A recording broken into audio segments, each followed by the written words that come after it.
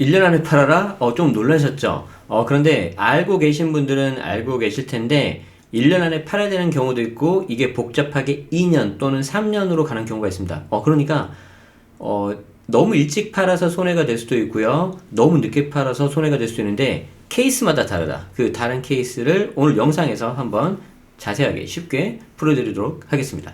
여기서부터 이제 재밌어요. 5분 투자로 10억을 아껴보자. 안녕하세요. 직방TV 절세의신 제네시스입니다. 요즘 들어서 저에게 자주 하는 질문이 또 한 가지가 있습니다. 자, 뭔지 한번 보시죠. 자, 보시면 제네시스님 이사 갈 때 비과세가 이제 더 힘들어지는 거 아니냐라고 이렇게 물어보시는 분들이 계시는데 일단 여러분들이 요즘에 워낙 세금이 많이 바뀌기 때문에 힘드는 거 저도 잘 압니다. 그리고 저도 나름 힘듭니다. 왜냐하면 제가 이게 직방TV도 나오고 있고요. 어떤 책도 막 쓰고 있는데 쓰는 와중에 막 바뀌어요, 내용이. 그만큼 저도 힘들 정도면은 여러분들은 더 많이 힘드시겠죠. 그런데 이럴 때 여러분들이 체크해야 되는 사항, 그리고 좀 여러분들을 안심시켜 줄 수 있는 그런 내용들을 제가 말씀드릴 테니까 오늘 영상 꼭 끝까지 한번 봐주시면 감사하겠습니다. 여기서부터 이제 재밌어요. 자, 일시적 2주택 비과세가 바뀌는데 언제 바뀌냐면 총 4가지 케이스가 있어요. 이 4가지 케이스가 전부 다 바뀌는 게 아니라 이 중에서 일부만 바뀐다. 자, 이런 거죠. 자, 제일 중요한 게 조정지역에서 조정지역으로 이사 가는 경우, 이때는 제재가 들어갑니다. 조정대상 지역은 여러분들이 우리가 이미 전에 한번 말씀드린 것처럼 계속해서 내용이 좀 바뀌기 때문에 그때그때마다 바뀌기 때문에 추가로 좀 검색을 해주시거나 좀 봐주시면 감사하겠는데, 일단 여러분들 입장에서는 서울 같은 경우에는 전체 지역이 조정대상 지역이에요. 이걸 좋다고 해야 될지 안 좋다고 해야 될지는 모르겠어요. 서울에서 서울로 이사 가면 무조건 다음에 일시유특 비과세가 제재가 들어가니까 이 부분을 보셔야 되고요. 자, 만약에 내가 조정대상 지역에서 비조정대상 지역으로 이동을 한다. 그러면은 신경 안 쓰셔도 돼요. 또 하나, 비조정대상 지역에서 조정대상 지역으로 이사를 하더라도 신경 안 쓰셔도 된다. 비조정에서 비조정으로 가더라도 신경을 안 써도 되는 거예요. 자, 그렇지만 우리는 언제 또 어디서 이사를 갈지 모르기 때문에 조정대상 지역에서 조정대상 지역으로 이동을 할 때 다음 내용을 아셔야 되겠습니다. 여기서부터 이제 재밌어요. 자, 일단 여러분들께서 기본적인 사항을 먼저 딱 틀을 잡으신 다음에 이 기본적인 틀에서 바뀌는 부분만 이렇게 살짝씩 이렇게 넣어줘야 되는 거예요. 자, 그래서 기본적인 사항을 제가 먼저 말씀드릴 건데, 자, 내가 1번 집에서 2번 집으로 이사를 간다고 해요. 자, 1번 집은 2017년 6월 달에 취득을 했고 2번 집은 2018년 7월 달에 취득을 한다고 가정을 할 때, 자, 일단 중요한 게 뭐냐면 1년이 있다가 집을 사야 돼요. 내가 살고 싶은 집은 1번에서 2번으로 가니까 내가 살고 싶은 집은 이 2번 집이겠죠. 이 2번 집을 언제 산다? 1년 후에 취득해야 된다고. 1년 후에. 그래서 우리는 이걸 뭐라고 했어요?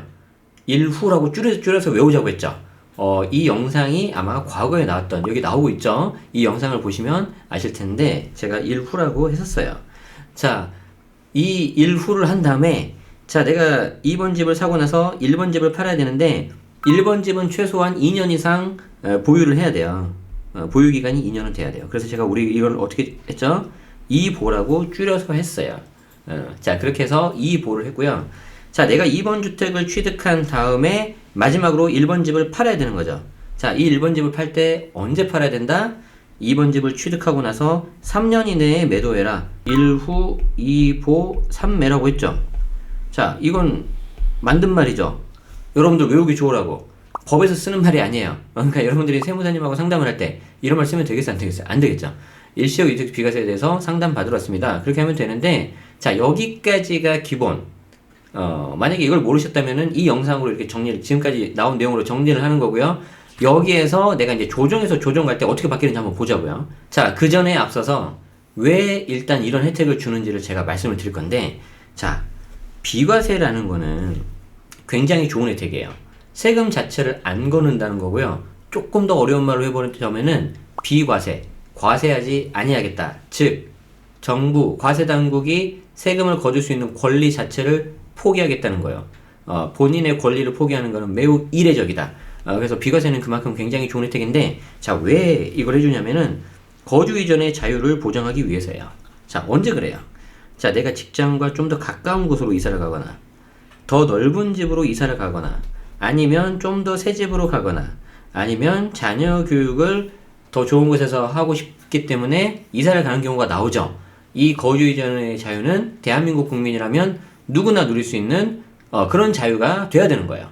자, 그렇기 때문에 일시적으로 집이 두 개가 생길 수밖에 없죠. 내가 1번 집에서 살고 있는데 2번 집을 먼저 잠깐 구하고 1번 집을 처분해야 되니까.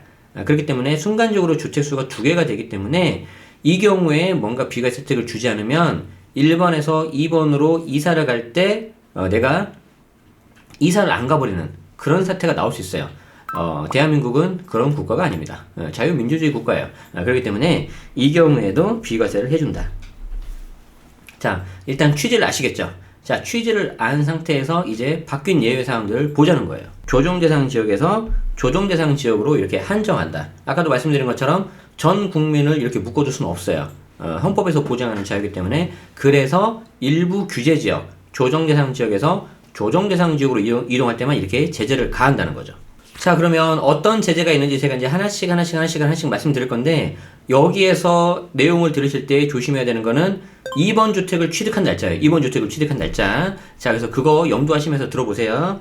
자, 첫 번째 어떤 제재가 있을까? 자, 기존 주택에 대해서 먼저 설명을 드릴게요. 쉽게 말하면은 1번 주택. 1번에서 2번 간다고 했을 때 자, 조정에서 조정으로 갈 때 규제가 들어가죠. 자, 그럼 1번 주택은 어떤 주택이죠? 조정대상 지역이기 때문에 이때는 2년 보유가 아닌 2년 거주가 되겠죠. 물론 조정대상 지역이 지정되기 전에 샀다면 2년 보유지만 자, 일반적인 경우라면은 2년 거주가 될 거예요. 자, 이거는 별로 그렇게 어렵지 않다. 누구나 다 알고 있다. 자, 2번 주택인데 여기서부터 조심해야 되는 거는 취득이래요. 취득이. 2번 주택을 언제 취득했냐? 자, 만약에 2번 주택이 2018년 9월 13일, 즉 9.13 대책 이후에 취득했다. 자, 9.13 이후에 대책 이후에 취득했다면은 종전주택 처분 기한이 3년이 아니라 2년이 돼요. 2년.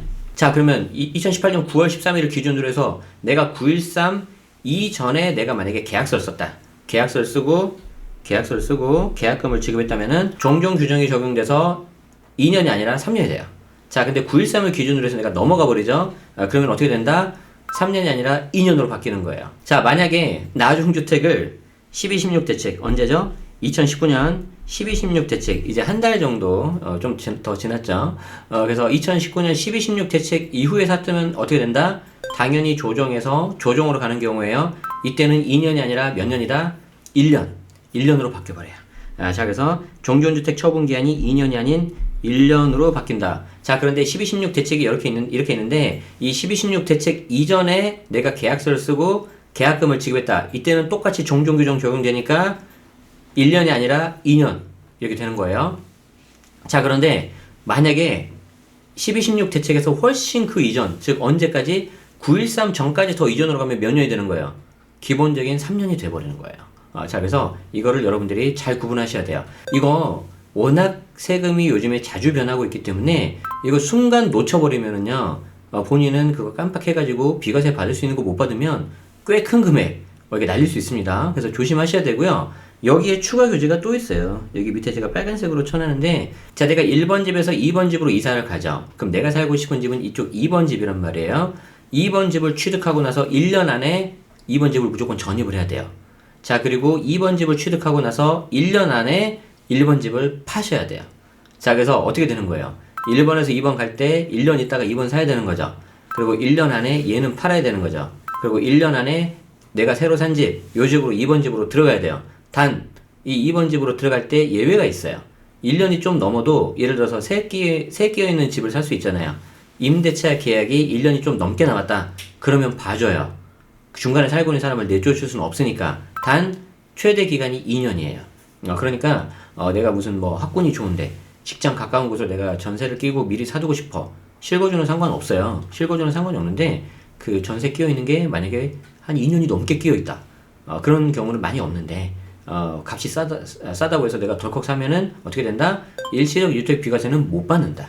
이거를 염두하시고 들어가셔야 됩니다. 여기서부터 이제 재밌어요. 몇 가지 사례만 좀 더 보고 마무리하도록 할게요. 여러분들이 하도 헷갈려 하시고 이 부분에 대해서 좀 이렇게 막 좀 어려워 하시기 때문에 제가 아예 사례를 만들어 왔어요. 자, 1번 집에서 2번 집으로 내가 가는데 이게 규제를 받느냐? 자, 그거는 뭐만 봐야 되냐면은 뭐부터 봐야 되냐면, 자, 내가 조정대상 지역에서 조정대상 지역으로 이동을 하면 일단 제재가 들어가는 거예요. 자, 두 개를 보세요. 1년 있다 사는지 보는 거예요. 자, 1후가 되는지 봐요. 자, 이거 맞죠?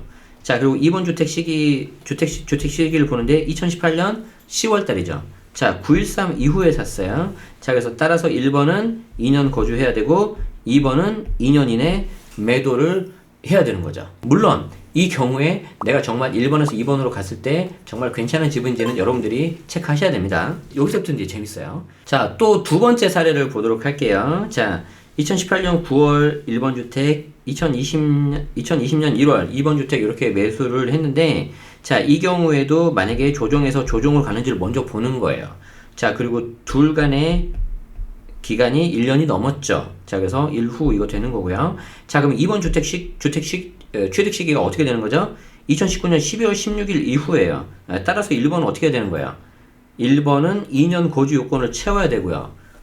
자, 그리고 2020년 1월을 기준으로 해서 1년 안에 1번 집을 매도를 해야 되겠죠. 자, 그리고 또 뭐가 있어요? 1년 안에 곧바로 2번 주택에 전입을 해야 되는 거죠. 그러니까 무슨 말이에요? 내가 조정대상 지역에서 조정대상 지역으로 이동을 하려면은 기존 집을 곧바로 팔아야 돼요. 그리고 나는 곧바로 그 집에 들어가서 사는 게 맞다. 이렇게 말씀드립니다. 여기서부터 이제 재밌어요. 너무 어렵고 복잡하죠. 그래서 우스갯소리로 미적분보다 더 어렵다고 하는데 정말 헷갈리기 좋게 되어 있어요. 그래서 특히 금액이 좀 작으면 아니면 내가 알고 하더라도 아까 말씀드린 것처럼 새 끼어있는 물건 중에 정말 좋은 게 있으면 2년 넘더라도 내가 사야 되는 거예요. 매수해야 되는 거예요. 그렇게 해서 내가 알면 상관이 없는데 정말 모르는 상태에서 내가 비과세를 못 받으면 매우 타격이 크다. 꽤 크다. 그런데 일시적 1주택 비과세는 여러분들이 가장 쉽게 할 수 있으면서 가장 쉽게 할 수 있다는 거는 여러분들이 좀 잘 알고 계신다는 거예요. 그러면서 사실 자산을 늘릴 수 있는 매우 좋은 방법 중에 하나거든요. 생각을 해보세요. 우리 부모님 세대 보면은 내가 살고 싶은 집을 그냥 내가 지금 당장 못 사면 전세라는 우리나라에는 독특한 제도가 있기 때문에 그 제도를 이용해서 이렇게 좀 미리 새끼고 좀 사두는 경우가 많았어요. 그러면서 이제 자식들이 좀 이제 학교 입학하고 하면 그런 부분에 있어서 그 집을 옮겨서 조금 더 좋은 교육 환경, 주거 환경에서 좀 사는 경우도 있었다는 거죠. 물론 이게 너무 심해져서 소위 말하는 너무 투기 위주로 가거나 또 지나치게 다주택자가 되고 이게 이제 임차인들한테 피해가 가면은 당연히 마땅히 어떤 제재가 들어가야 되겠지만 실거주자인 분들은 이런 부분을 좀 잘 체크하셔서 손해보는 일이 없도록 해야 되겠습니다. 여기서부터 이제 재밌어요. 자, 그래서 2020년 새해 인사 이미 드렸지만 이 방법을 통해서 여러분들 올해는 더 훨씬 더 많은 자산, 특히 부동산 재테크하는 데 있어서 이 절세, 세테크를 통해서 더 많은 자산을 이루셨으면 하는 마음을 담아서 오늘 영상 마무리하도록 하겠습니다. 오늘 내용이 도움이 되셨다면 좋아요와 구독 그리고 알림 설정까지 해주시고 저는 다음에 또 더 좋은 정보로 여러분들 찾아뵙도록 하겠습니다. 지금까지 직방TV 철새 여신 제네시스였습니다. 시청해주셔서 고맙습니다.